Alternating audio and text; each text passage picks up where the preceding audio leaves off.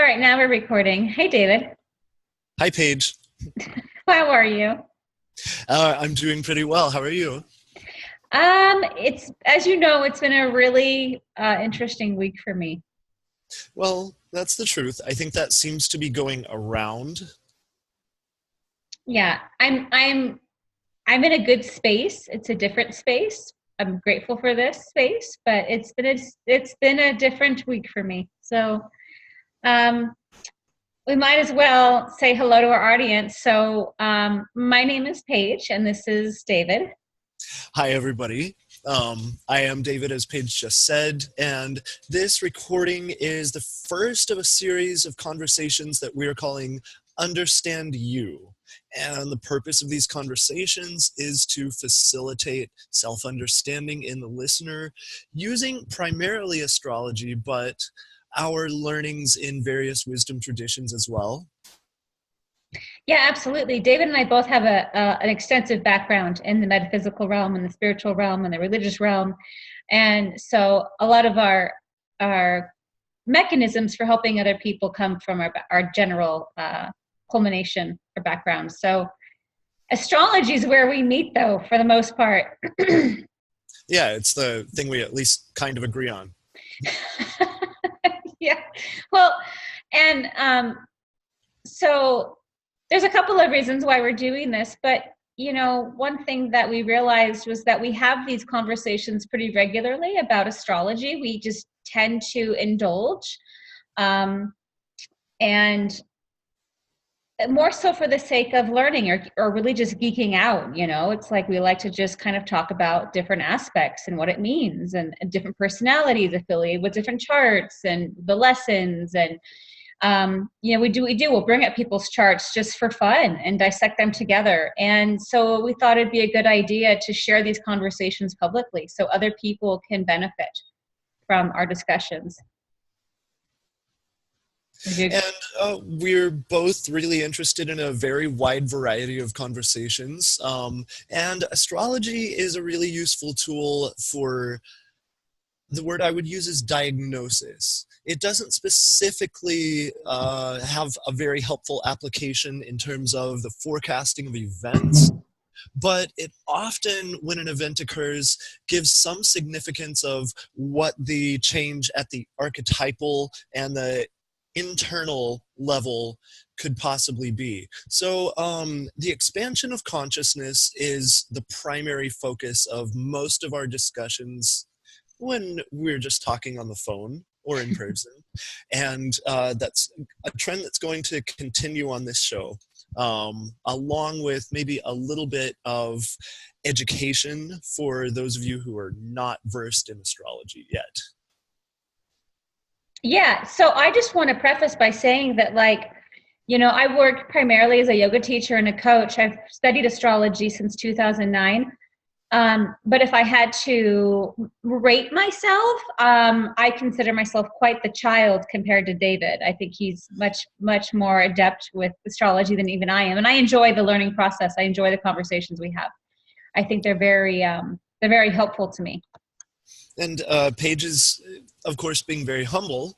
But as for my own background, I have been studying astrology since I discovered astrology around age 16. And I think I had begun doing some readings with astrology charts by 18. So that puts me in the sphere of almost 20 years of some degree of dedication to the study and practice of astrology. Yeah, absolutely. And that's the difference, though. It's a decade. That's a lot, you And know.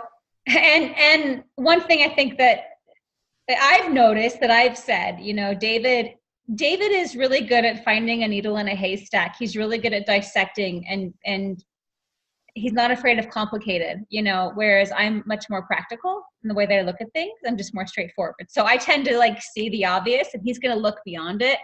And I think that's nice because, like I said, our discussions tend to bring out the best of both worlds.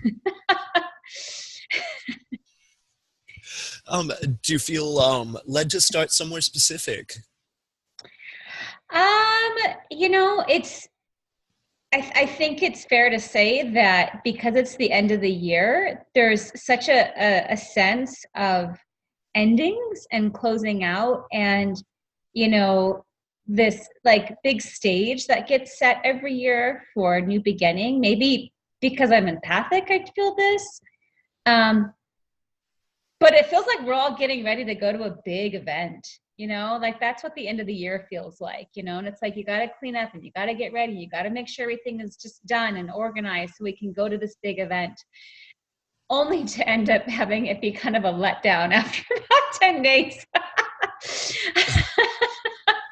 But I think that the end of 2018 was pretty taxing for a lot of people because we had so many retrogrades after the other, and it was really I think maybe that's where we could start, is just kind of to define retrograde for people, like what it really means when a planet goes retrograde. And I think that's an excellent idea. And just the common frame of reference regarding retrograde, everybody's heard of Mercury retrograde. An important thing to understand about retrograde is that, astrologically speaking, every planet except for the sun and moon has a period of being retrograde, and they're not all at the same time, and they are not dependent on one another because they're occupying different parts of the zodiac at differing points in time. A retrograde, though, basically is an optical illusion. It happens when a planet is on the other side of the sun from the Earth, so that its orbital path appears from the perspective of the Earth to be moving backward instead of forward. So we know that astronomically, all of the planets are moving in a forward motion all the time. Science tells us that. We have all kinds of physics to explain why. But when we are perceiving a retrograde in the astrological chart, I think this is so useful in terms of even understanding what we're looking for when we're analyzing an astrological chart. And that is not that we care about what objectively is so, but we're concerned with how things appear from one perspective. And that's exactly what a natal chart is. It's the solar system from one person's perspective at the location and moment of birth, as precisely as the astrologer can acquire that data from the client. So retrogrades, in terms of what they mean, seem to internalize the function of the planet. So normally the attention of a particular planet and the psychic functions that it represents are directed toward observation and attention to things that are outside of the self. And when a planet is retrograde in the natal chart or in the current location in the zodiac, that is going to be internalized on the personal and collective levels. Yes. And then like a more like a nutshell definition of that would be, and this is what I tell people, when a planet goes retrograde, imagine a big bus pulling a U-turn in the middle of an intersection, right? And all the other cars have to stop and wait for it to go around. And then like it just changes the path, the direction, and the energy, and it's confusing to everybody. And it's because you're changing direction. And in the process of going that way, it tends to create quite the holdup. And it seems as though, from my experience, the closer the planet is to the sun, the faster it moves. It's a quicker retrograde, but it's a more pointed energy. So like when outer planets go retrograde, we don't feel them so directly. But when an inner planet goes retrograde, you feel it, like your phone is not working, and like you're getting into arguments and you're getting into car accidents. Like it's a lot more personal. It's a lot more pointed. And what can be very fascinating to observe is that in many cases, the individual who has a planet retrograde in their natal chart will typically not feel the same degree of chaos as individuals who do not have that planet in their natal chart experience it, because that happens to be kind of more in tune with their usual disposition and orientation toward things. So if you end up in a crowd of people who are all complaining that the printer only printed half of my documents and I'm on a deadline, or my Wi-Fi is really slow, I wasn't able to download the files that I was requiring for a big project, whatever the case, those are going to be the ones panicking, and it'll be that one who has the natal retrograde who is probably going to bring a sense of familiarity into the experience and not quite panic. Just maybe brush it off and say, oh, well, I know this. This is normal. Yeah, you just made me realize that my Pluto is natally retrograde in my chart, which is why I probably have no problem with internal change over and over and over and over my whole life. It's like, it's what I do is change internally all the time. Whereas I end up attracting clients who can't handle the internal changes and they need help navigating it, you know? I hear that. And that's usually when people seek someone like an astrologer or a coach, is when they are noticing that some kind of change is occurring. They don't understand what the change is, and explain it to me, show me how to deal with this. I don't get it. Yeah. Yeah. Now you have your Mercury is retrograde natally. That's true. And mine's not. Like, I have a ton of retrogrades. I have 5, and yet the one planet that's not retrograde is Mercury, which is kind of weird because Mercury's always going retrograde. I was born on one of those weeks though when like 5 planets were all going backwards in the sky. But I feel like during that time, that in 1982, there was a lot of retrograde activity. Because you have 5 planets retrograde too, right? They're just not the same as mine. 6. Do I have 6 or I have 5? I can't remember. Now I have to look. But yeah, your relationship to Mercury retrograde is different than mine. I noticed it very sharply. And just to catch the listener a little bit more up to speed with what we're talking about, would you be interested in saying a few things about what the function of Mercury in the solar system is as astrologers use it? Oh, Mercury. So Mercury, I like the definition that we came to the other day. Whereas Mercury is generally known as the mind and communication, but it's kind of the portal between the subconscious and the conscious realm. It's that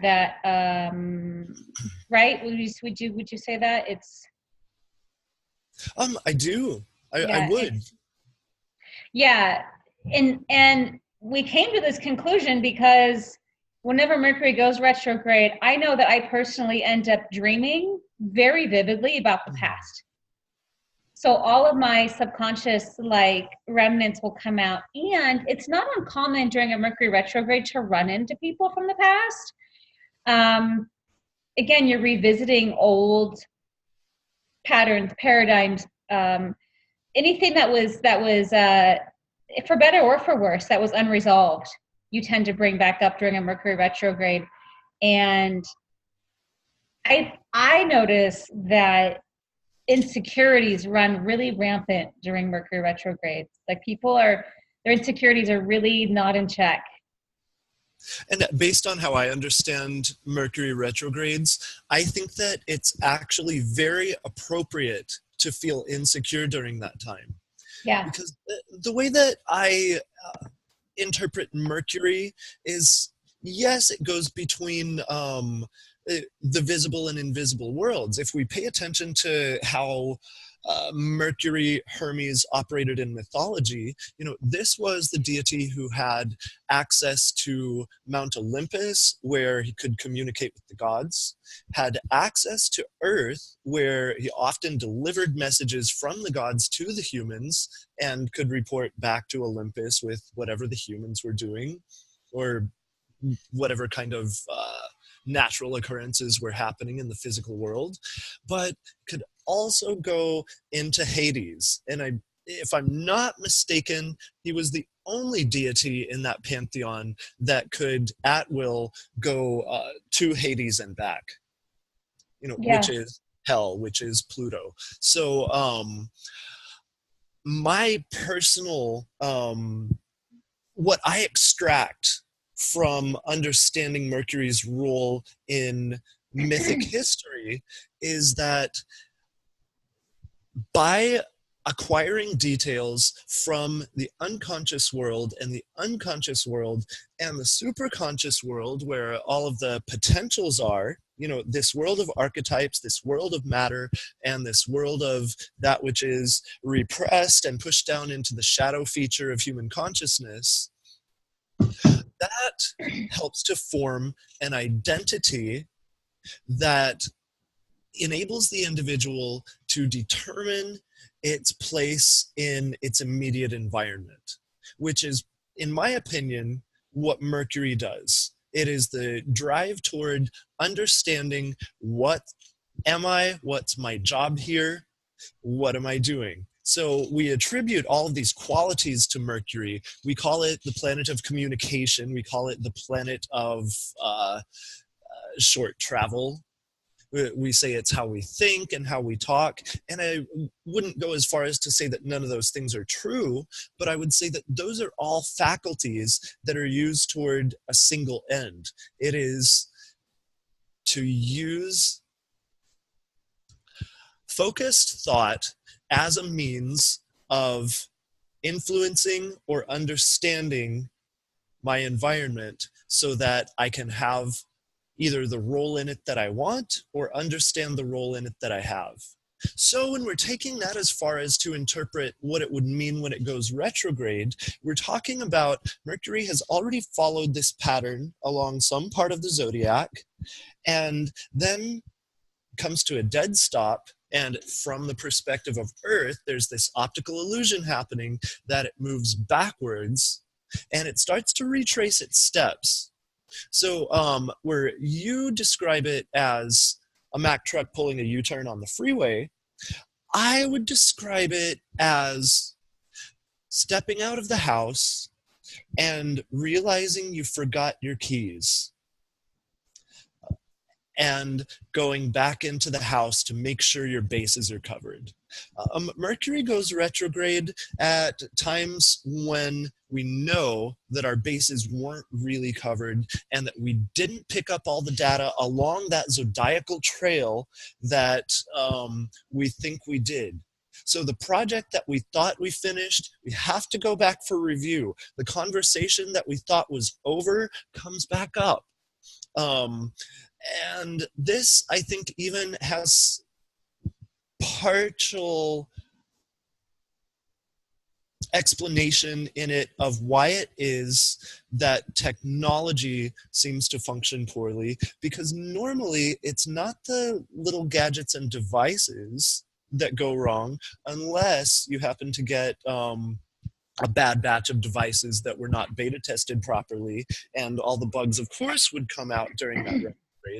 But we start to get where the corporations that provide our electrical services, our phone and internet services, have to go back over their coverage and review their work in order to see to it that they're actually delivering product to the consumer at the speed that was intended. Yes, don't I know? I have made the mistake of starting things during retrograde, Mercury retrograde. And every time, so I got my car insurance during Mercury retrograde, and I told you what happened during the renewal. Maybe tell the listening audience. Oh God. Well, so I got my insurance December of 2017 when Mercury was retrograde. And then so it's every year you can basically bet that it's going to go retrograde just a few weeks earlier than it did the time before.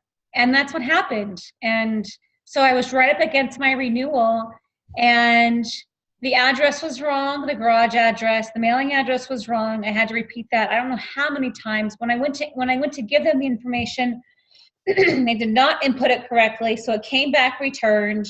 And when I called them, I said, I gave you the right address, and I had them repeat it back to me, but they hadn't input it correctly. So they kind of, what's the word?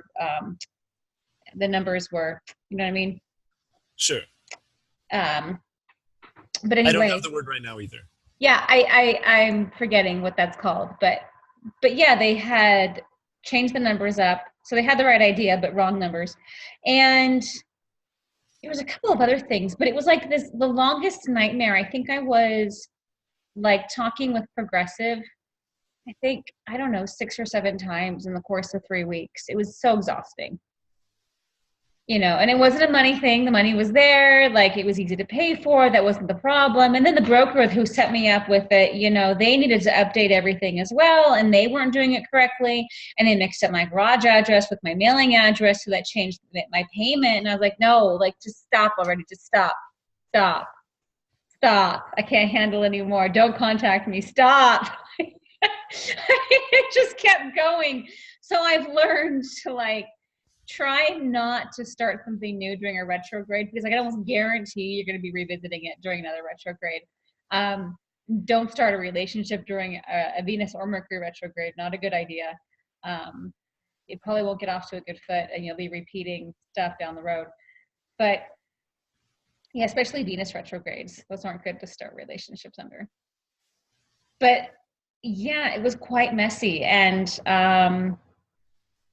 I found myself at one point feeling very destabilized, having some PTSD come back over some business stuff, because I developed a little PTSD after my brother passed away, and having to manage this massive business, which was just too much for me at the time, and I shut down. And then I had a lot of stuff hitting me business-wise, and it threw me right back to that time and place where I was overwhelmed, and I just shut down again.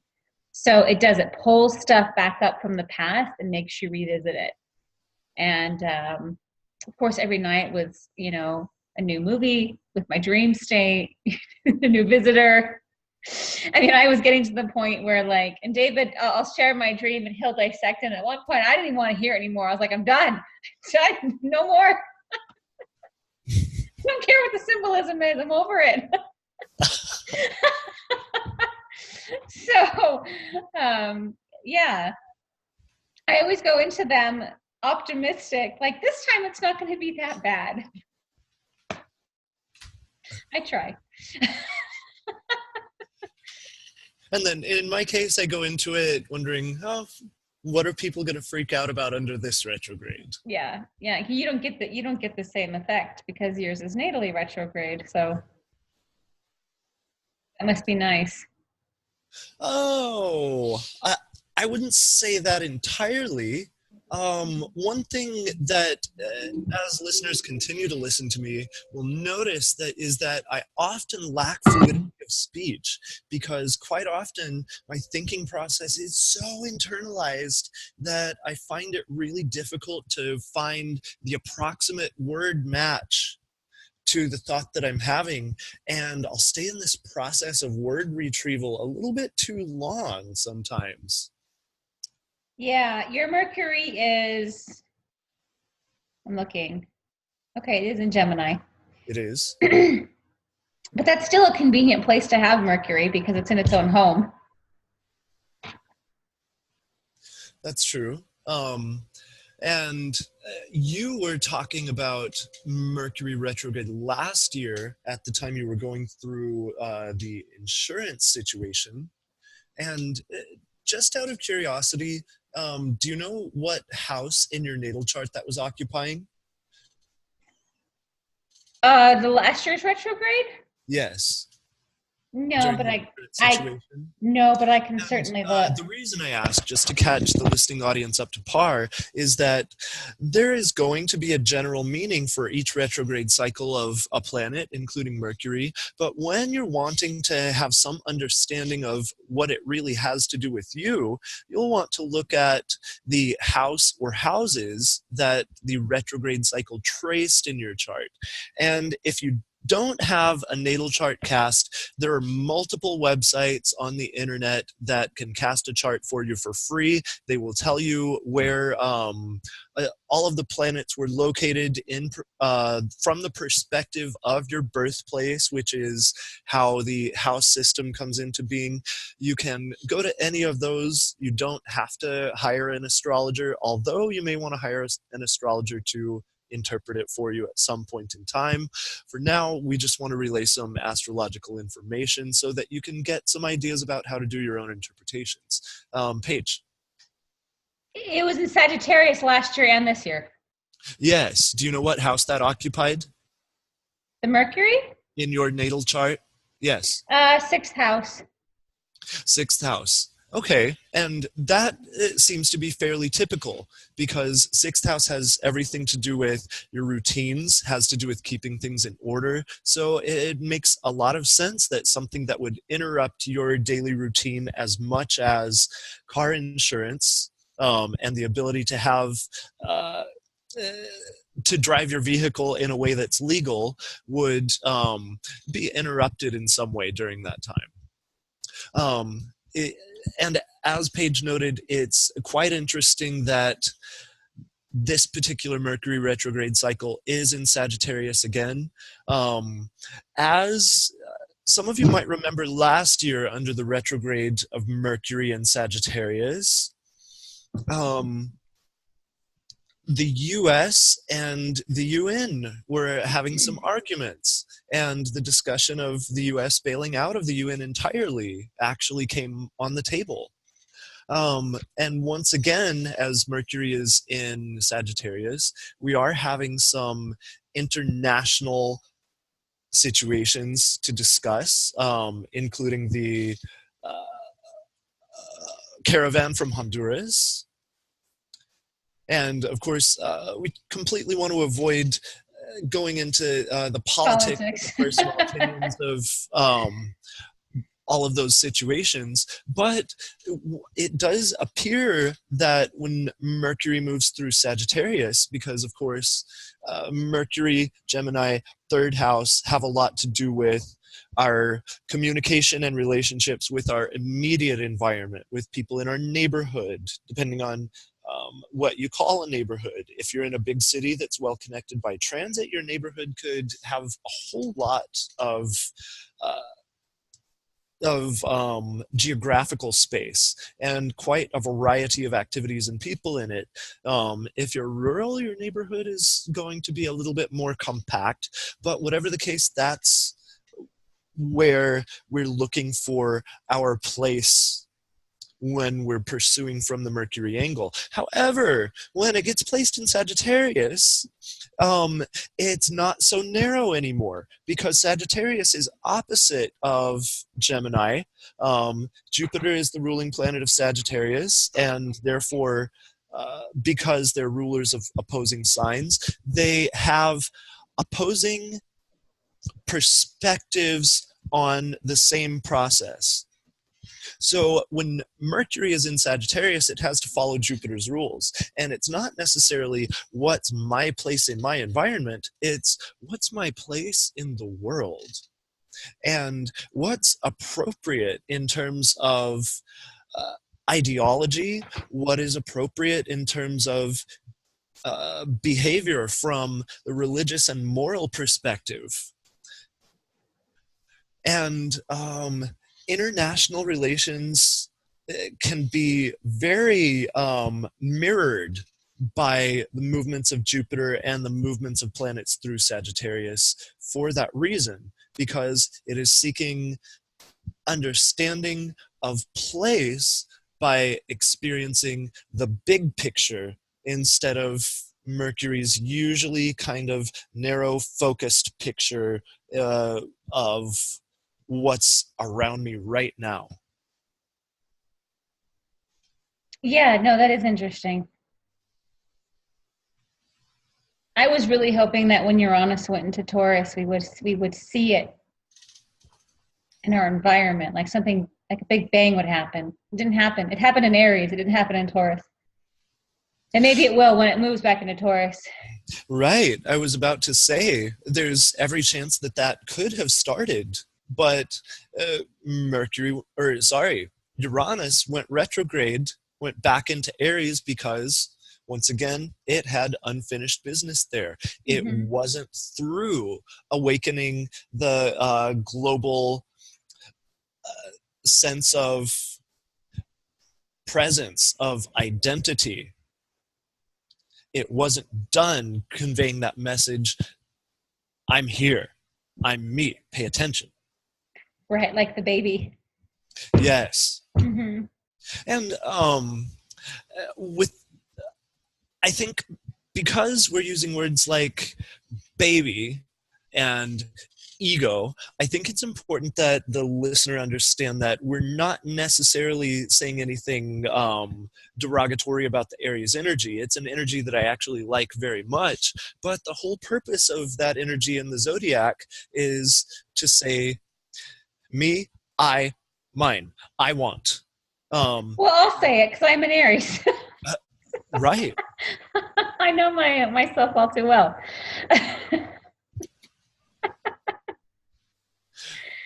Yeah. Right. And of course, everybody has Aries located somewhere in their own astrological chart. Yes, absolutely. I could go off on a tangent. I was just going to say, I have nothing really substantial, nothing going on in Virgo, and I just have the worst relationship to Virgo energy. I don't identify with it at all very well. That's interesting. I also don't have planets in Virgo. Maybe that's one of the reasons that you're able to tolerate me. Although I have over time discovered fondness for the fact that people with Virgo placements have skills that I lack very much. Yeah, no, they really do. They're great. Like, I would hire a Virgo, but I don't relate to what they do. Like, I don't relate to how their mind works. It's foreign for me, you know. It's the details overwhelm me. So, but Understood. anyway, I get that very well. yeah. I don't want to go off on a total tangent. I was just that crossed my mind as far as like we have all of these things in our charts, and we do. Everyone has all of these aspects in their chart. Some are going to be more prominent than others, though, for sure. And that having been said, nearly every component in an astrological chart, be it a planet by its placement in a sign, by its placement in a house, by its particular angular configuration to other planets, which astrologers refer to as aspects, will have a negative expression that the individual possessing that planet sometimes doesn't necessarily own, doesn't recognize belongs to them. But upon recognition of that, which is one of the reasons astrology can be very helpful, is that we can take, or let's say confess, ownership of that planet and its expression, and start to navigate it differently so that it doesn't negatively impact our relationships. I mean, for example, a person having many significant placements in Gemini may have a tendency to dabble in quite a lot of projects. You know, may have 6 books that they start reading and never finish a single one, and may start cleaning the house and begin wiping one mirror and then washing a dish and get distracted and and go put some cleaning solution in the bathtub and not actually complete any single one of those tasks. And, we call this multitasking. And what it really is a complete lack of focus. Upon recognizing that that's a tendency that can be very apparent in someone who has unhoned placements in the sign Gemini, that is an individual who can start paying a little bit more attention to having follow through and notice that the partner is less irritated by the inability to finish tasks or to focus on one subject, one activity at a time. By contrast, the Virgo person that you were describing could tend to the details on their own instead of burdening the friend, the sister, the partner, or whoever else might be affected by kind of that obsessiveness with some of the small details. And notice we're also talking about stereotypes, and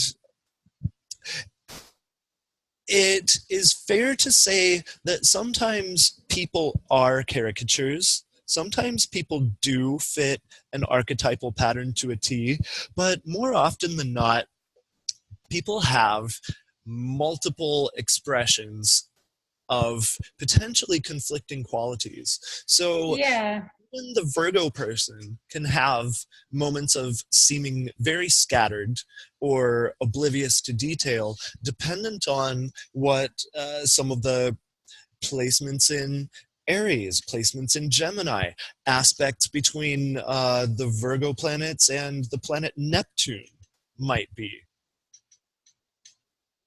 Yeah, no, absolutely. Um, what was I going to say? I think one of the things that drew me to astrology originally was the fact that, it recognizes events, even if it's after the fact. It kind of recognizes that things are happening. And I remember my first reading, and I thought I was a victim of my circumstance until she pointed out, oh no, this was going to happen regardless. And I was like, oh, this was like, not that it took the responsibility away from me in any way, but it kind of made me go, oh, like, it's not my fault necessarily. Like, I was meant to go through this, period. And it gave me just another way to relate to my life and understand that things are cyclical. And whenever these planets decide to have conversations with each other, especially if they're in transit to your own chart, they're opportunities. There's always an opportunity. And the thing that I know David and I discuss this a lot, just people go, oh, well, my moon's in Taurus, therefore. Well, therefore what? There's an absolute there, therefore you're just never going to be like a soft, warm, loving person. Is that what you're telling me? Like, you're always going to be obsessed with money? I don't understand. Like, what do you mean? But people will use it as like a default, and it's not meant to be a default. It's not meant to be fatalistic or absolute in any way, but it does help you kind of understand and navigate the natural gravitational pulls that are happening at any given time. You're going to be more drawn to situations that are going to test certain situations in your life during a certain cycle, depending on the planet. How is it hitting? And I like to use the word conversation. It just brings up a different conversation. But I have found, and this is because I'm a coach, so I know David is getting into doing like spiritual counseling, and I've noticed people, especially as a teacher, people really want the black and white. They want, like, no, just, is it this or is it this? Do you find that as a teacher? Do you find that like your students are like, no, what's the right way? Just show me the right way so I can just do the right way. And you're like, well, there's multiple right ways. And they're like, no, I just need the right way. It's very common. I wish I could say that that wasn't part of my thought process, even still but that's a pattern that I can very easily fall into and not even recognize while I'm doing it. I'll be looking for another way. Maybe this one's right. And it becomes almost an obsessive thing. Mhm. And it's so easy for humans to do this, but you're right. There isn't specifically a right way. You're always expressing your chart. Yeah, you're always evolving. But right, the difference, I think, is that what astrology cannot tell us is about the state of the soul, and it cannot tell us about that basis of consciousness. And so often people who are in psychological astrology may have a tendency to assume, let's say, the sun and Mercury and Venus are always conscious. And that really isn't true. The sun can be every bit as unconscious in one person's chart as Neptune or Pluto can. Yeah. Becoming aware of the patterns that the natal horoscope chart describes does give a little bit of, it doesn't necessarily create space to transcend it, but it does provide the opportunity to look for and move toward the higher expression, and to practice a greater degree of mindfulness, so that when I do start falling into that pattern of, oh, let's say, wanting the answer, then I can say, oh, I'm doing it again. Hmm. Time to chill out. I'm putting myself on timeout instead of trying to find the correct answer to everything right now. Right. I mean, like for myself as an Aries, I can easily go into impulsive, brash, blunt, my way, leave it. I'm going to go over there. Like these are all like impulse tendencies that I have, but I don't want to be my lower octave impulse Aries side. Like I could default to that, but I don't want to, because I want to experience other facets of life. And if I'm going to experience other facets of life, that means I have to show up differently. So I get to explore when these transits come along. They're opportunities to grow. Some of them are really painful, but they're opportunities to grow. I mean, I've really come into my ascendant in the last few years because I've had so much energy hitting the ascendant. And it just keeps like, here's the conversation we're having today, Paige. What do you think? And it just keeps hammering it down. The last year I had the ascendant being hit, as well as my sun. So there's the identity, and then there's more the persona, and then there's the nodes, so which are conjunct my ascendant. So it just, all these conversations going on, and it just felt like a multi-level transformation I was dealing with. And what parts do you want to keep? What parts do you want to leave behind? And how is that going to look? How are you going to shift? And so yeah, it's always just about changing the dialogue and choosing to grow with it or not. It's fun for me to look at someone's chart by transit. Like I've realized recently, I prefer to look at what's happening in someone's chart currently, as opposed to even just their natal chart. Like the natal chart gives me a good idea of the individual, but I like to see their chart being activated. Of course. And you'll also find that when you're looking at the transit chart, it's not going to change the natal chart at all. It's only going to tell you which components of it are being set off by the overall energies of the time and by the environment that they're in. So, that individual might, for example, have natal Venus square to Pluto, which would describe certain patterns, and there's nothing in the zodiac right now that's forming a close angular relationship to one of those, or at least one of what we call major aspects, which are the ones that are really easy to notice. But they might have a planet sitting right on their natal unaspected moon. for example. And then this moon that they normally don't have to pay very much attention to suddenly comes out as a little bit of a narcissistic child. And Mm-hmm. people will tell them, you're behaving XYZ. And they'll say, no, I'm not, and really believe that. And Yeah. I find when a person does not own the expression of a planet, it quite often takes a transit specifically of Uranus to that transit Mm-hmm. to make them aware that this is part of oneself. This isn't just a thing that you read about and see on TV and that other people do to you. This exists in you Mm. in a way that, yes, transits from Pluto and transits from Chiron, and even Saturn will definitely have corresponding indications, but none so much as to state, to bring the native to a condition of stating, wait, this is mine. Yeah, see, I feel like Pluto does that, but only after you've lost everything. And then you're like, oh, I guess that was mine.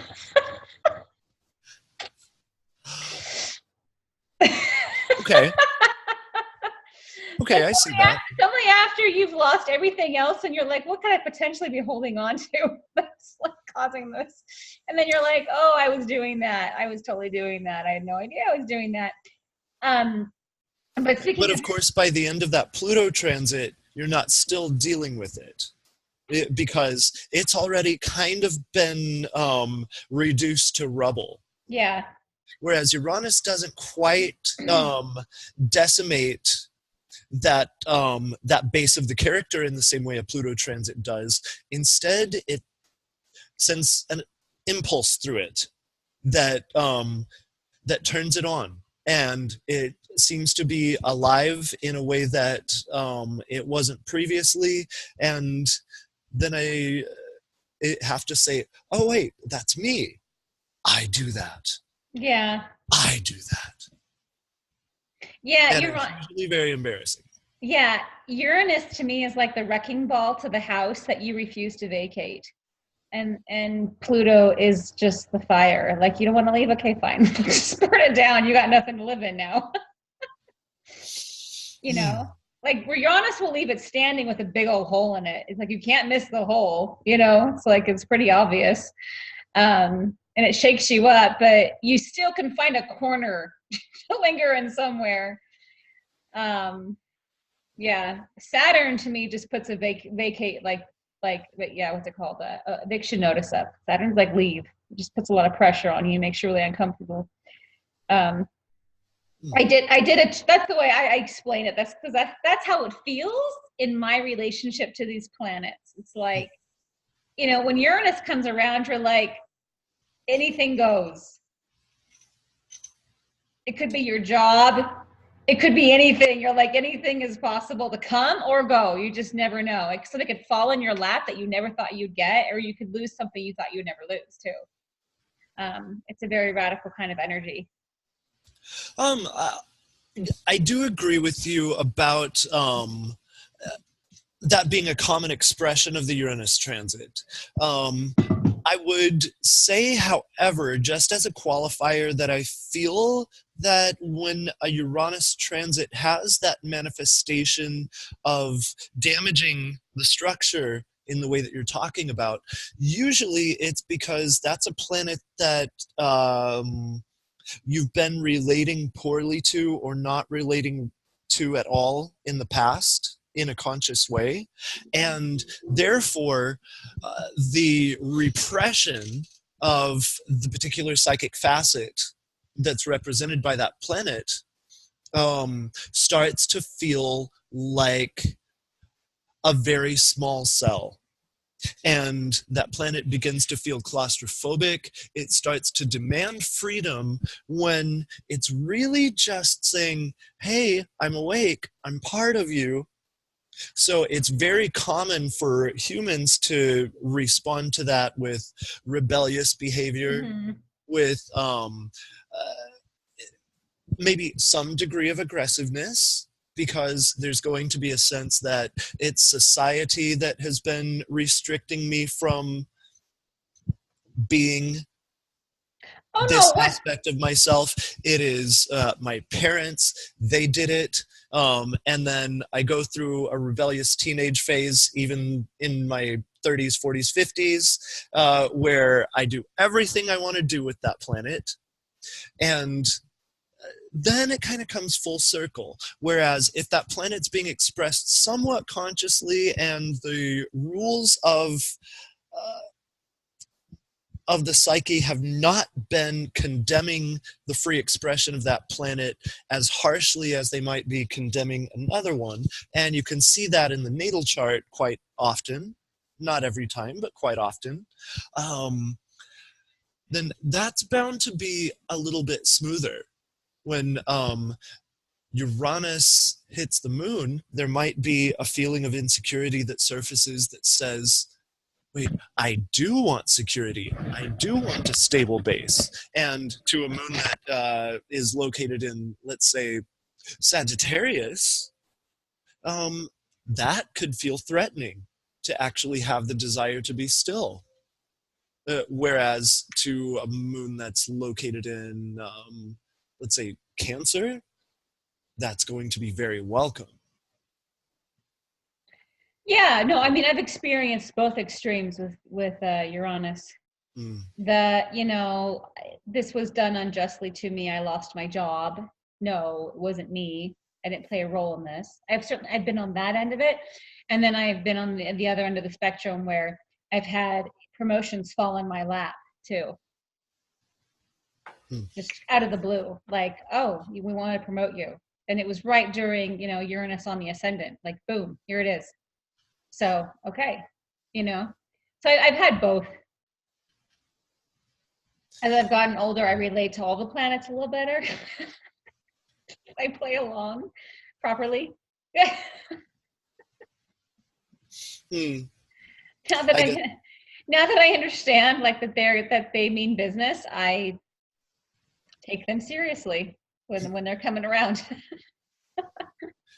Which planet was being aspected at the time of the job losses? Uranus. Oh, it was It was Uranus? yeah, no, it was acting upon. I can't remember which planet it was acting upon. I'd have to go Okay. back and look, but it was acting upon. And I remember the astrologer goes, well, if you didn't lose your job, you're going to lose something. Like it was coming. So, and she knew the exact weekend. It was pretty pointed. And she even was able to track, this is my very first astrology reading. She was able to track when things got tense with management. So she was able to tell when the shift was building. Oh, fascinating. Yeah. So that's when I was sold. I was like, I need to start studying this. Like that's just insane that she knew that. So yeah, she was old school astrologer. She just had my natal chart and an old ephemeris, and she just did the math there in herself. So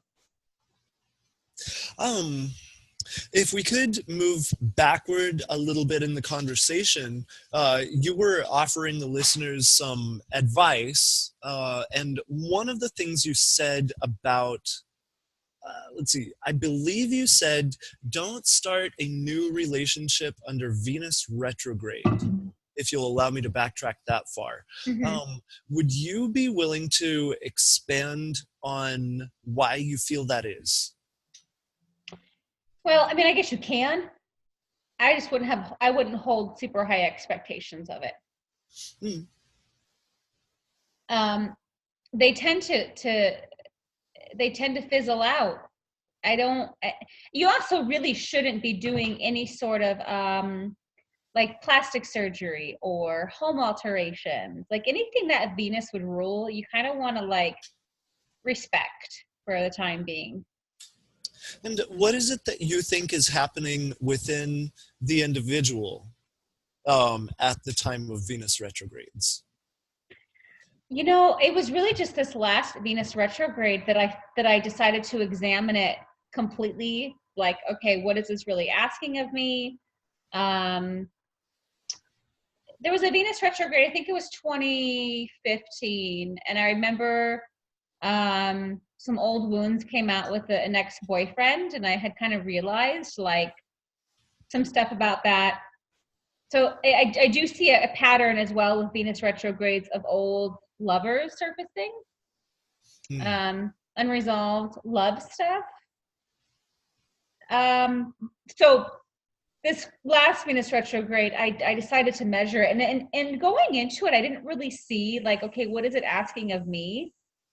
It wasn't until afterwards, but Venus's values. It's not just love or money, it's in prosperity, it's value, your value system. And what I realized was that my value system had really kind of shifted to a point of like, I'm not going back to this. I'm done with this. And I was dealing, ironically, not even with romantic problems. It was business relationships where there was a lot of kind of narcissism coming out. And I was like, yeah, no, I'm actually done with this. I'm not taking this with me. And so I handled myself in a way where I was like not showing up to the conversations as the old Paige who would react to the narcissist, but someone who was just like, I'm staying in my power. You're not acting appropriately. This isn't okay. Don't treat me like this. And if you can't show up properly, we're not working together. It's that simple. So, but I just really realized my value system for what was okay in my world. Whereas in the past, it might have been somewhat negotiable. It was not negotiable anymore. And that's a new development. That was, yeah, this Okay. recent Venus retrograde. Yeah. Understood. So, once again, tying back to the overall theme of retrogrades, when we're defining Venus retrograde, Paige described Venus as values. And I want to expand on that a little bit just to explain why. Astrologers associate Venus with love relationships, romantic expression, beauty. We associate it with harmonious interactions of whatever kind, the ability to relate at all. But I think at its core, it really is an expression of Taurian principles, because what we value, we gravitate toward, and the physical body of the planet Venus actually has a far stronger gravitational force than the Earth or Mars or most of the other planets in our solar system, and is far denser and far more solid, which I think says a lot about how Venus operates in the chart. So what we put our appreciation on is what we love. And when we have that planet moving retrograde, that becomes internalized and it goes into a period of review. So when we're tracing a Venus retrograde cycle, we're going to look at where it was at. Okay, backtracking. When Venus goes retrograde, or any planet, we'll move to the earliest degree of the zodiac that it moves on its apparent backwards travel. And we'll see what it is setting off in your natal chart, and we'll look at what's happening in your life around that time. It continues to move forward. It will cause... No, I'm going to take back that word cause, because I don't think astrology is causal. It will serve as an indication of how you have valued yourself and what value you have attributed to your experiences and the environments you've interacted in. And it will put them up for review. And it will ask questions like, is this really enriching? Now that I have this, do I really like it? Now that I've made this decision. Am I confident about going forward with it? Do I want what I have? Do I want what I think I wanted? And these are all questions that come up during the retrograde cycle concerning the period just leading up to it. So, just speaking for myself, I wouldn't completely advise strongly against getting into a relationship on the retrograde, because I think you're going to at least be more sensitive to whether your partner and your behavior toward your partner are in line with your true value system. But I think that that period just before the retrograde starts is an ideal time, because you immediately get that sense of review before things go further than you want to let them get a lot of momentum behind them, and you can stop it a little sooner and save both of you a little additional heartache. Yeah, I wouldn't know if I've started anything during a Venus retrograde. I haven't as of lately started anything. But I one thing I have noticed is that if it's not meant to start, you'll be prevented.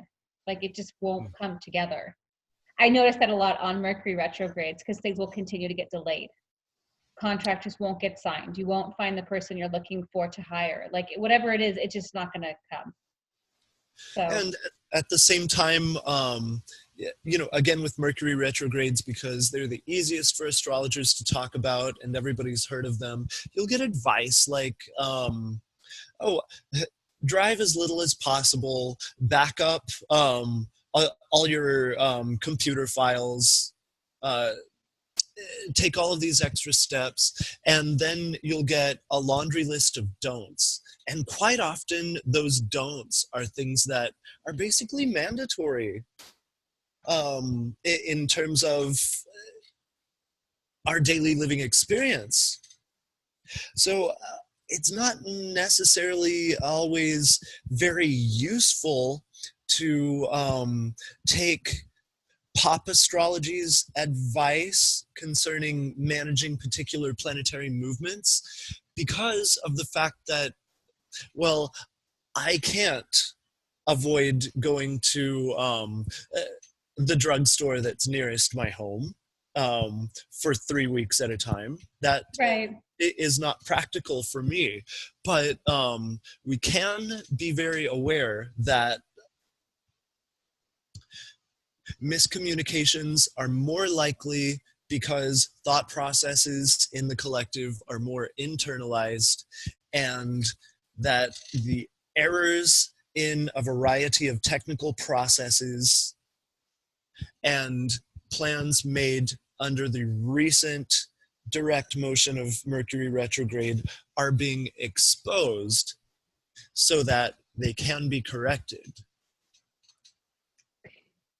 Yeah, and it's not a straightforward formula. You have so much to look at. I mean, Mars retrogrades are so much scarier for me than anything else, because I'm in Aries and, I'm accident prone as it is. I bought my last Audi under a Mars retrograde, and oh my gosh, 2 years later, the Mars retrograde happened and I had to bring my car into Audi, I think 4 times. Huh.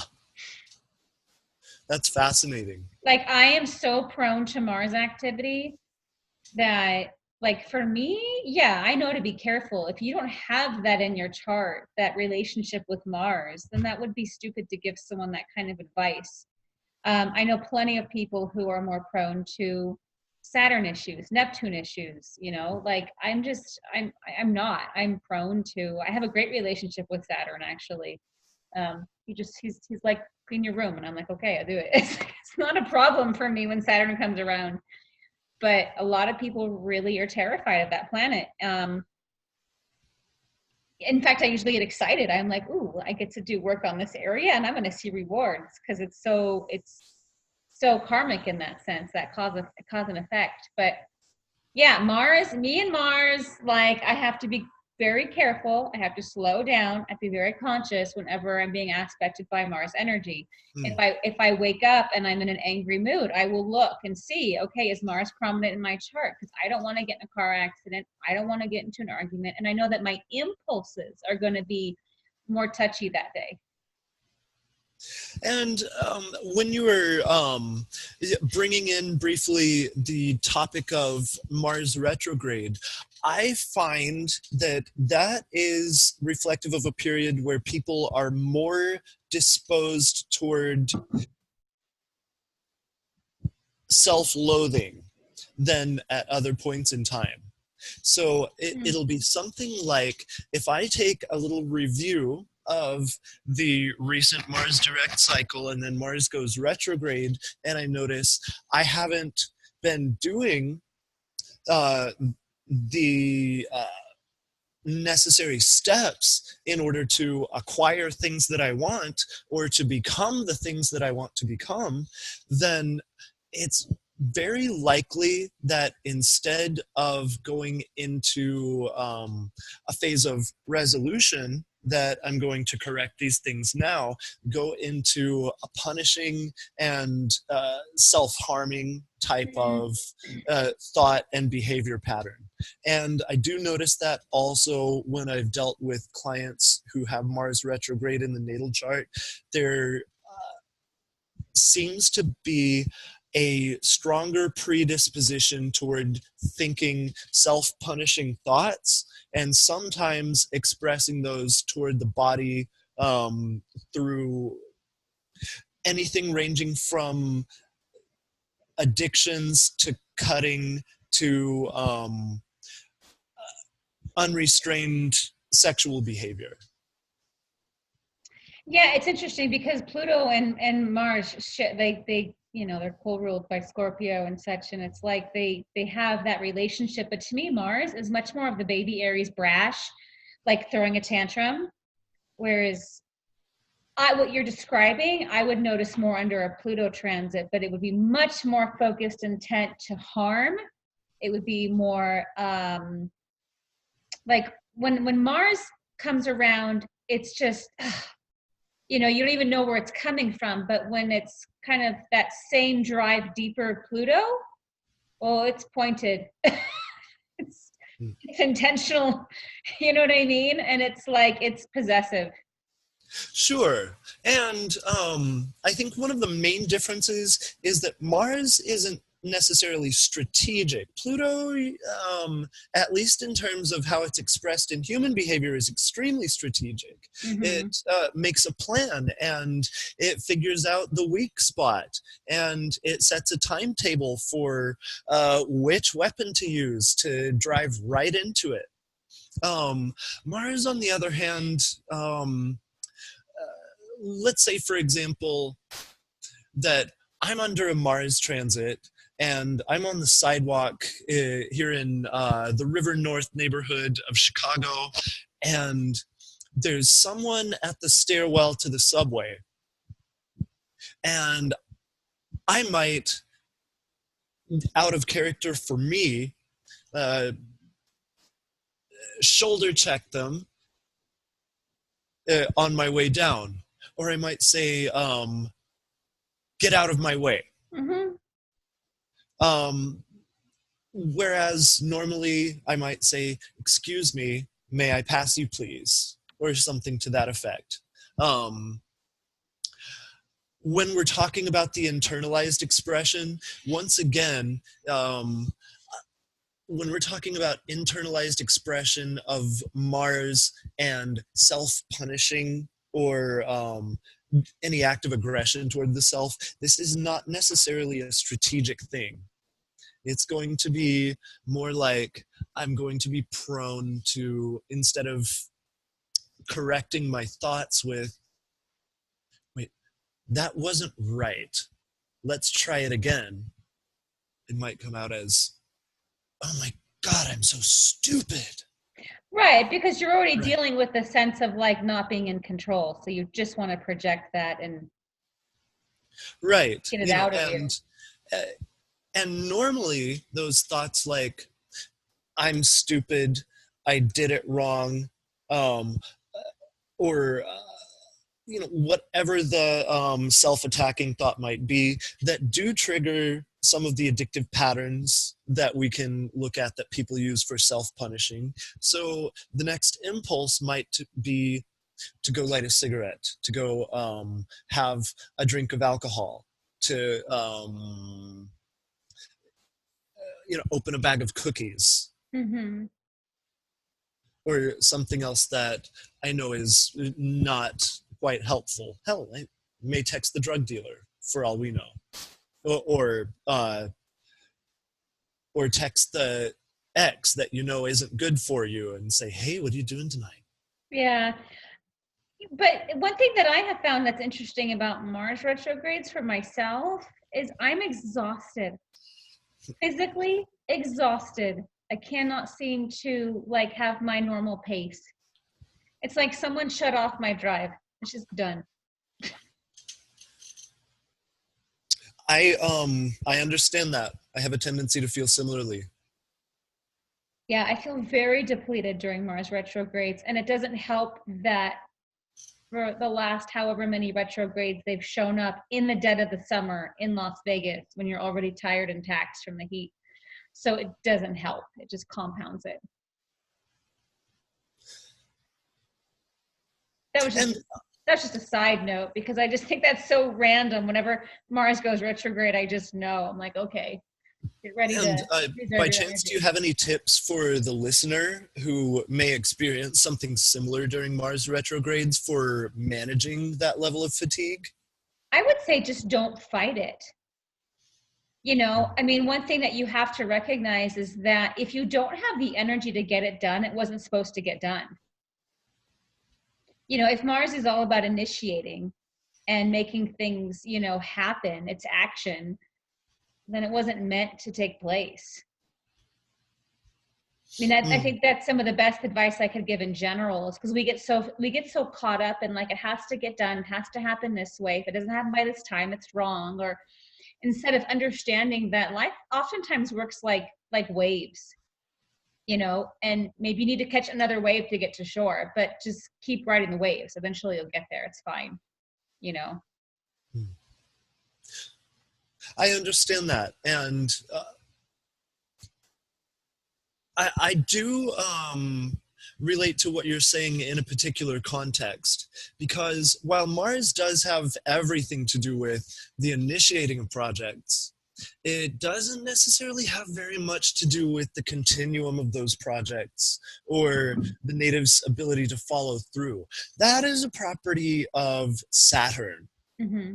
So when we are looking at a Mars retrograde, there is going to be a reevaluation of, do I want to continue in the direction I started during the recent direct pattern?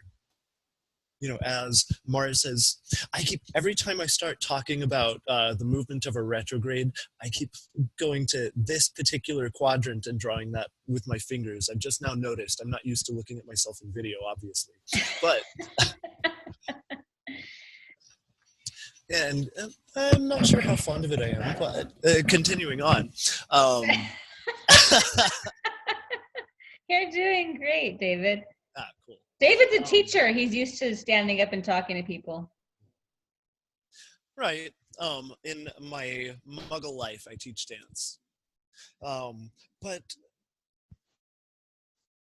when that Mars retrograde does happen, sometimes the energy is just depleted concerning those projects that no longer motivate you, that you got started on because of outside influences, that you got started on because you thought it was supposed to be good for you. So it's kind of like if you start an exercise plan before Mars goes retrograde and you're going to the gym grudgingly, um, and you hate every moment of it, then when it goes retrograde, you're probably going to reevaluate. Wait, I don't have the internal force to continue subjecting myself to this. I'm checking out. On the other hand, if you're coming at that from an internally motivated position, which is how Mars is supposed to operate and how it operates in the horoscope when it is expressed in a healthy way, then during that retrograde, you're actually going to continue to feel a sense of pride that you're doing something that you wanted, that you're doing something that's going to get you something that you want, and that you are doing something that is largely beneficial. But it's the fact that it preserves autonomy. Everything that sacrificed autonomy during the period preceding, oh, there's that same quarter circle. I guess this must be my sign language for retrograde. That seems to be what I'm noticing. That's great. But any project that was started under the condition of sacrificing or lacking autonomy or trying to appeal to an external influence. I went to the gym in order to try to look more attractive so I can get a mate, but no, I don't really care about being healthy. I went to the gym because my doctor told me that I'm supposed to because my blood pressure is high, except this really sucks. That's going to fall by the wayside. Mm-hmm. Yeah, I mean, I think, being an Aries, being, ruled by Mars in that sense, it's easy for me to initiate. It's easy for me to be active and to take an idea and put it into motion. I don't have a problem with that at all. And when Mars goes retrograde, my energy resources go towards like the essentials, not the extracurricular. So, I mean, it's like if it's not necessary, it's not happening. I hear that. And I focus more on what I've maintained because I don't have the ability to create new stuff. It's just not there during a Mars retrograde. I'm very taxed, and I do tend to burn out. What I realized during a Mars retrograde is that I can overdo, generally speaking, and then I don't see that I'm overdoing it until the retrograde hits, and I don't have the capacity. I do burn out, like to the point where I can't work. I have to take a week off. That happens every Mars retrograde for me. I just go full steam ahead, like, no, we got this, and then I realize I don't. So. And getting to take a week off is it's a nice luxury that not everybody has. But in the case that someone is needing to conserve a bit more energy, there's always something that can be put aside in exchange for more rest, more nourishment. Oh yeah, like this last time, I had a client who really just didn't understand boundaries, and she wouldn't stop texting me, and I didn't have the extra energy anymore for her. Whereas with that, when the retrograde hadn't occurred, it didn't bother me. I could just text her back, keep going with my day. And during the retrograde, like every moment that I wasn't working, I needed to myself, and she was invading those moments. And I realized, like, I don't have these moments to give anymore. So that's so telling and so useful about how that retrograde works. Mm-hmm. It's like we started this relationship under the direct movement of Mars, and now that it is retrograde, I find that my energy is too taxed to allow this situation to continue as it will. That's, I think, the epitome of a stereotypical Mars retrograde cycle. Oh yeah. Yeah, definitely. I'm glad my car still works. Small as right. My car still works. It was a brand new Audi when I bought it. I'm like, it's 2 years old. Are you kidding me? 4 times? Like the most random things kept happening. I was there when I think I had a loaner car more for 2 months than I had my own car. So Mm. But and I made note. I was like, okay, we're getting a new car on year 3, not year 4, because I'm not buying a new car during the next Mars retrograde, which is 2 years So, away. and because we seem to have basically gone through the inner planets and their potential retrograde cycles in order of appearance from the sun, um, how would you feel about continuing on with Jupiter? Oh, you know how I feel about Jupiter. Well, sure. I understand how he works, and yet I feel no connection to Jupiter myself. Sure. And I mean, I tend to have a disappointment with the fact that Jupiter is not in my life the Santa Claus that it seems to be in other I astrologers' know. lives. I know. Um, And because I would very much like to have a Santa Claus. Um, Probably a sugar daddy is the closest I could ever come.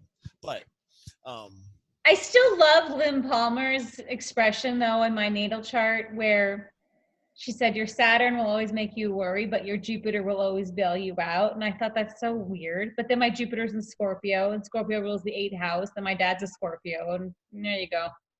You know, I'll forever be the last little girl. So I got that for me, I guess, with Jupiter.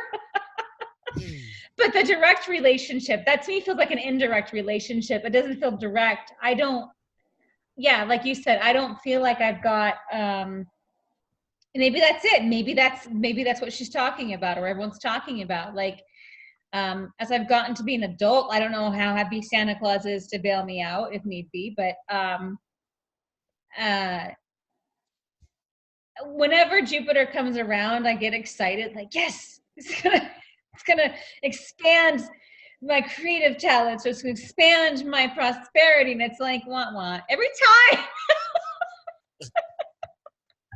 Like, did he visit at all? I don't get it. And I and like, of course, oh, please continue. I no, I was apologize. just gonna say I liked what you expressed one time when you said Jupiter reminds me of what I don't have. Mm, I like right. that. Like Jupiter shows you what you're lacking when he comes around. Like maybe that's what I'm seeing.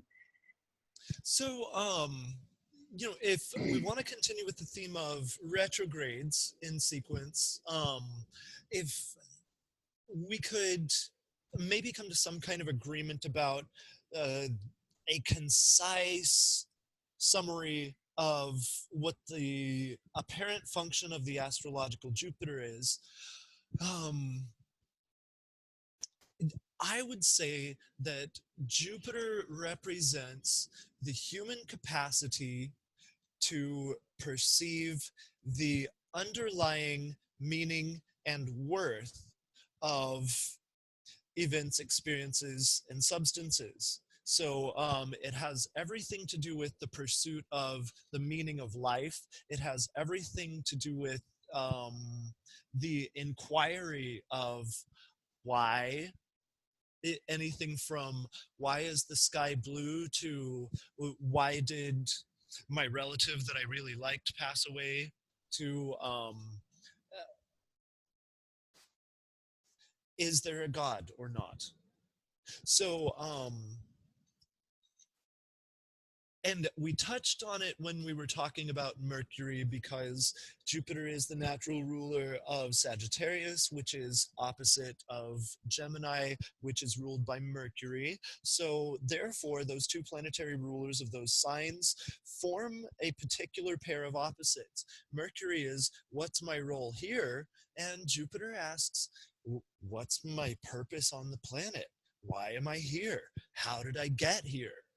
So, quite often when a Jupiter transit hits someone's natal chart, it starts to trigger some of those kinds of questions.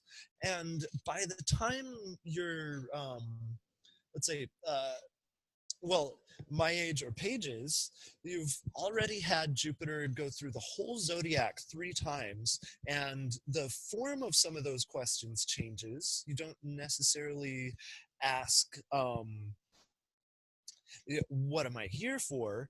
But you ask, what can I do with this time now that is of value to the collective? Because Jupiter is the first planet in our solar system in sequence from the sun that starts to analyze our relationship to society and to the world at large, and even our relationship to organized religion and to the social mores of particular points in time that we're interacting with. So going a little further with that, however, I would define Jupiter as the drive to understand the meaning of life and one's ultimate purpose for being in the world. And if you could comment on that, feel free to even disagree with me. That Well, might. and I think it's interesting that you call it your purpose. And what is my brand? It's the dharmic path. It's about finding your purpose. And of course, in my chart, it doesn't help that it's directly, exactly opposite my moon, which I relate to my moon, but it's almost like it's the projection I don't relate to. I don't understand. And so it's harder for me. So to find that purpose is probably, I think you're right. I think it's, I understand it in such an abstract way, as though I'm teaching something that I don't practice. That's what it feels like when I talk about Jupiter. here's this here's this guy who's really cool, but like I don't know him that well, but like potentially like this is what it's gonna do for you. Whenever I give a reading, that's what it feels like to me. Like, okay, here's Jupiter. Interesting story though. I remember one day waking up and I literally like woke up and I was like, oh, Jupiter's going retrograde. And I checked my app and it went retrograde that morning. So there's some awareness there a little bit. Okay, that's really fascinating. Yeah, like I knew intuitively that it was going retrograde. And do you have any observations based on your own experience of how a retrograde Jupiter behaves, or how it translates into experience? My only understanding of Jupiter retrograde, like in the natal chart, is that you're more prone to insecurities, because Jupiter's not operating at full level faith, so you tend to question more than you would if it was direct and in full potency, I guess. Right.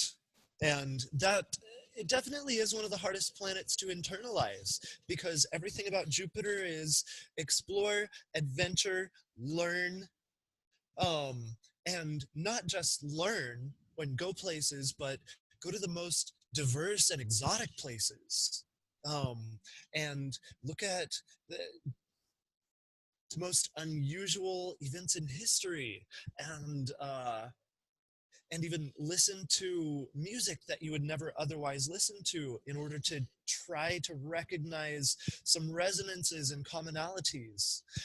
But when that gets internalized, which for me is the key word of retrogrades, retrogrades represent a planetary function being internalized, then all of that attention gets turned in on the self. So the quest for meaning is me analyzing me, asking me, why am I here? How did I get here? Did I put myself here? Is it a choice? Do I care? And that can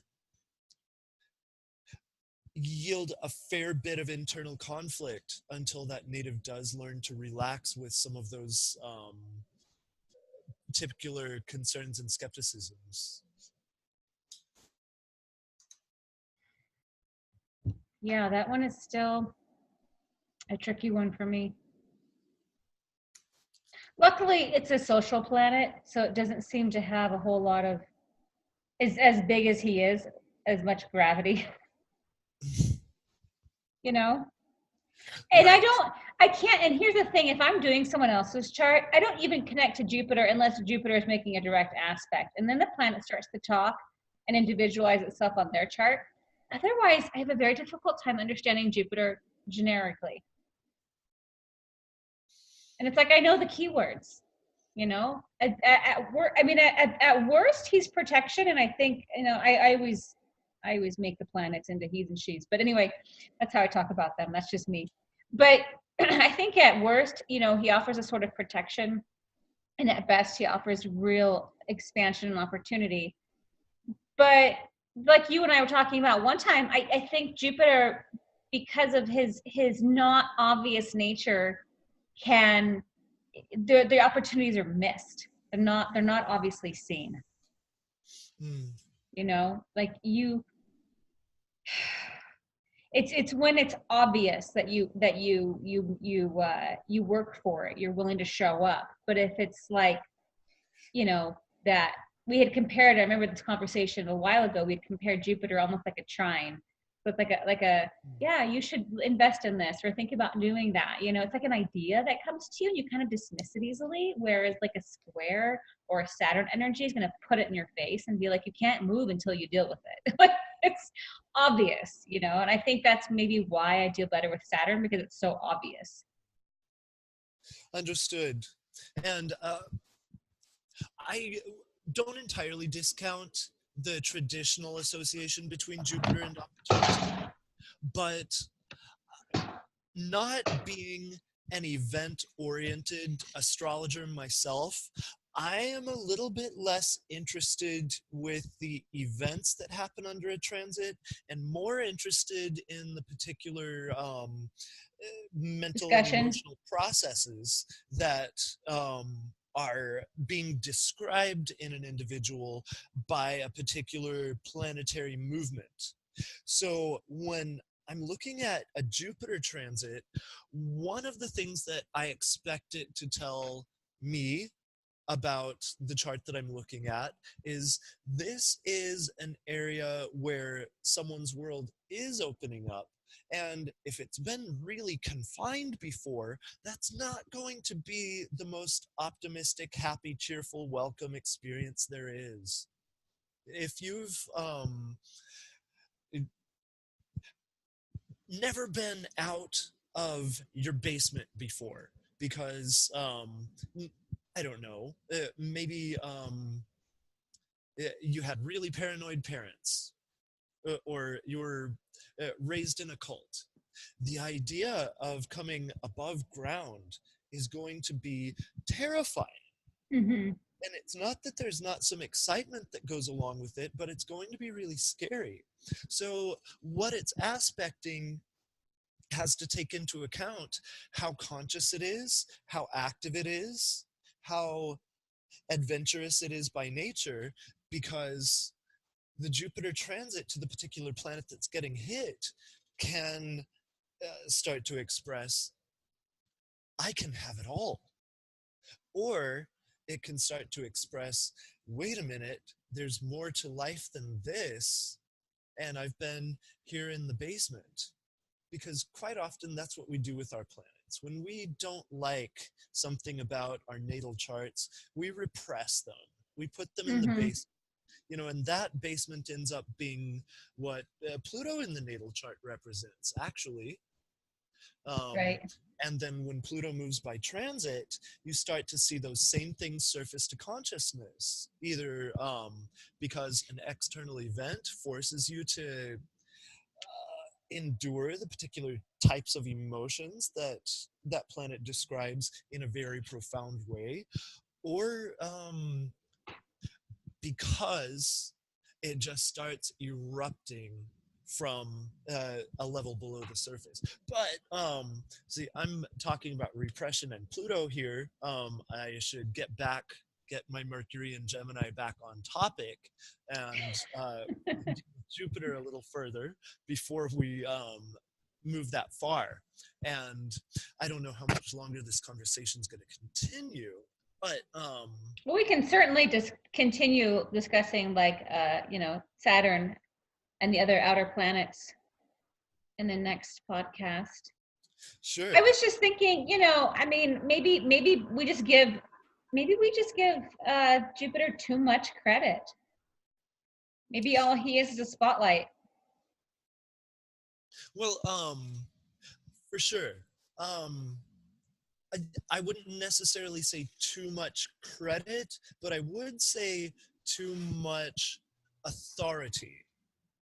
Um, and we do that by assigning that planet more causal functions in psychological astrology than we give to other ones, because we're so willing to talk about the moon as our security needs. We're so willing to talk about Mars as how we initiate things, how we express desire, how we go about getting what we want.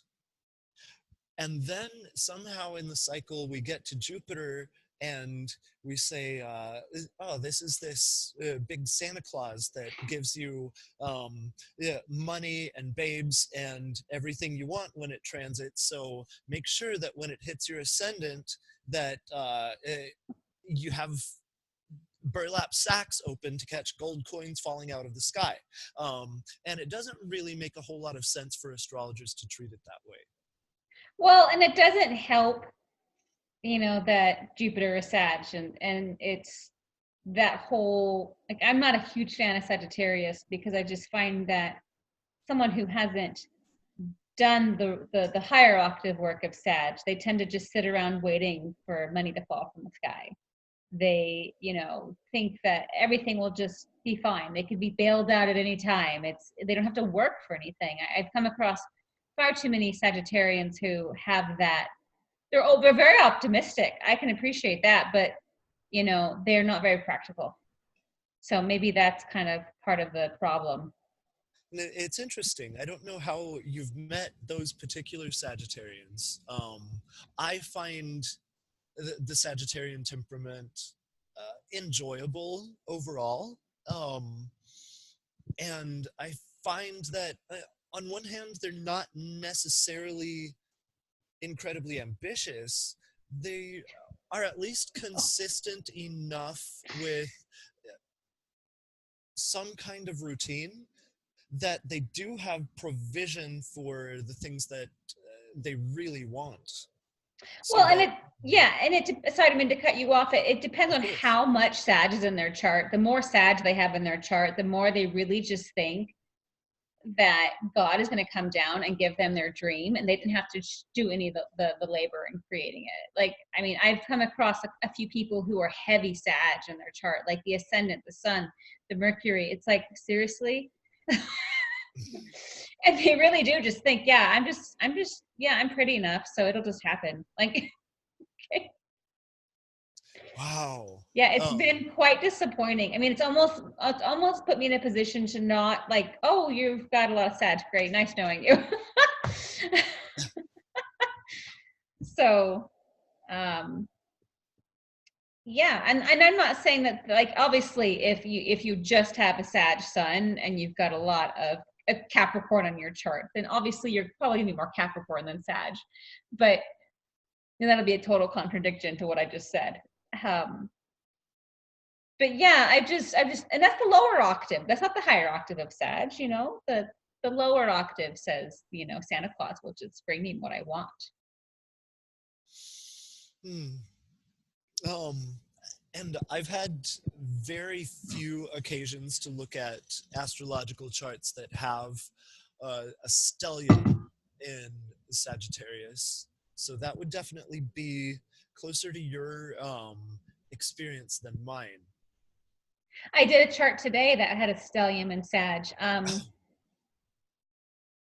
Yeah, we had talked about his chart, Okay. and he's not like that, Aquarius ascendant. I was, and they're all inner planets too. So his sun, Mercury, Venus, his Uranus is also in Sag, and then Saturn. So, it's a few inner, couple outer, but Yeah, I was actually very taken back, and I told him that I was very taken back by the fact that he wasn't running away and trying to explore freedom. And he said to me, I am afraid of my freedom because if I go for it, I won't come back. Uh, So I think he knows deep down that if he were actually to act on it, it would take him away from everything he's ever commit to. And he knows that about himself, which was it sounds fascinating. right. It is fascinating, and it sounds as though he is very sensitive to the Saturn involvement in that stellium that you've described. Mm-hmm. Yeah, it's, over in his 10th house, conjunct his Mercury. So there's kind of this need to, and this was what came through in the reading. And I said, I get the impression that you have a need to show up um, as the responsible one. You need to be seen as the responsible one, whether you're on the clock or on off the clock. You need to be acknowledged and respected as the one who does the right thing. Hmm. And one more, yeah, I don't know, this might be a closing segment of the discussion. One more thing that I would want to bring to the table concerning Jupiter and Sagittarius is that they are connected with the archetype of the teacher. And I would expect to see a configuration such as Saturn conjunct Mercury in Sagittarius in the 10th house as being someone who felt driven to articulate specific ideas about how life works and how it can be made better in a public way. Because Saturn forces you to give form to something, Mercury forces you to put words to something, Sagittarius is looking for meaning and purpose, and then the 10th house as well has everything to do with what we see ourselves as wanting to become to the collective, or what the collective has recognized in us and called us to do. So I would Yeah, no, we had that some discussion. kind of teaching role coming Mm-hmm. into his life, and probably some wanting to convey information that's along the lines of philosophical or religious or at least motivational material. No, absolutely. And I said, you're a great teacher. He goes, yeah, when I want to be.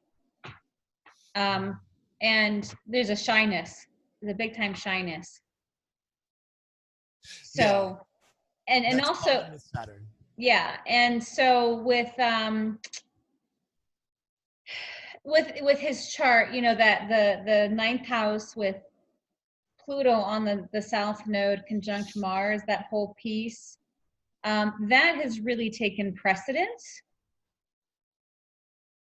over the rest of his chart. I mean, that has dominated who he has let himself become. That, and then the Aquarius ascendant, belonging to the collective. I go, everybody loves you. Everybody loves you. And he goes, yeah, they do. And he goes, I love everybody. And I go, and that's what makes your wife so incredibly jealous. The descendant being Leo, she just wants to be the center of attention all the time. And he started laughing and he said, yeah, she does. And it's quite the problem. But like, he has kind of allowed other people's opinions and feelings to take precedence because of that Pluto on the south node nature. It's more comfortable to let everyone else take control than to take control himself. And so I told him that's going to change. He's got Uranus coming up on all the ascendant and the nodes this year. This year, and then in through let's see, so 7 degrees. So yeah, 2020. He'll start that'll start to change.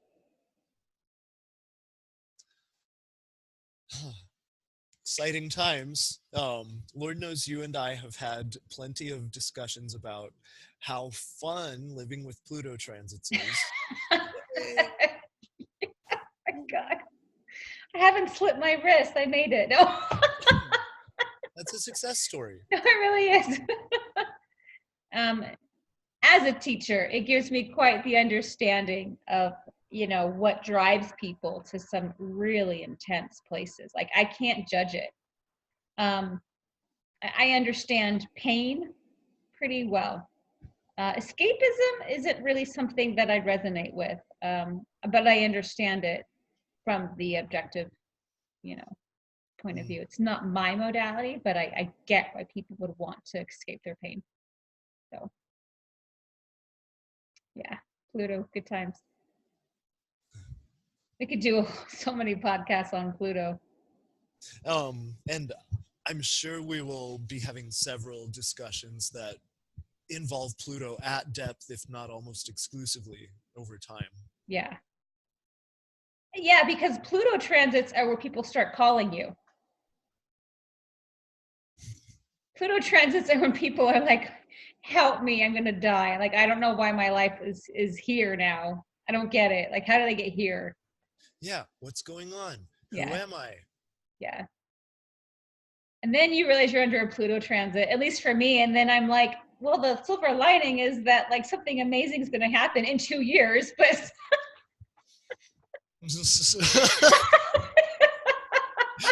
which it is not very consoling. No. And it's so interesting to see how not only situations surface that are uncomfortable, but all of the vices start to come out. Ooh, oh my gosh. And one notices that one is capable of cruelty, one is capable of lying, one is capable of having extremely negative feelings toward people that they're supposed to love, even if it's their partner or their children. And it really is very uncomfortable. And it is when people start going to therapists and astrologers and coaches and churches trying to get some insight into what's happening to me. Have I been possessed? And well, probably before we sidetrack too far into a full extrapolation of Pluto, we should save a little material for next time. Yeah, no, definitely. I think next time we should finish up with the Saturn and all the other outer planets so we can talk about what their retrogrades are like. And by the time we've completed that, I have a suspicion that we'll be looking at some details in Pluto. Yeah. And probably do several episodes concerning what to expect from Pluto in the natal chart and in transit. Yeah, so next conversation, Saturn, Uranus, Neptune, Pluto, retrograde in natal and transit. Cool. Yeah. Well, I'm excited to be here. Both of us actually do chart readings, depending on what you're looking for. But in the meantime, we're going to be having these conversations because we do them anyway. So, yeah. Right. So we'll have a website live soon. Actually, at the time you're viewing this, it may already be live. It's understand-u.com. Understand-you.com. And Paige and I both are available for consultations. I'm primarily just an astrologer. Paige does quite a bit of coaching, and you can, do you want to give the Dharmic Path website? Yeah, the dharmicpath.com, any posts that I make with this video, I'll make sure to attach that. But yeah, that's what I do. And again, astrology is a really nice way to help you understand why your life looks the way it does currently, and if it feels really uncomfortable. Natal charts are fun to read. It gives people an understanding of like who they are, maybe why they act a certain way, and they never understood it, thought they were crazy. But the transiting charts, you know, they're more fun because you get to in real time see what's happening. For me, It's at true, and least. they can be harder to interpret, but very rewarding. Yeah. So anyway, well, thanks for watching, guys, and we'll see you next time.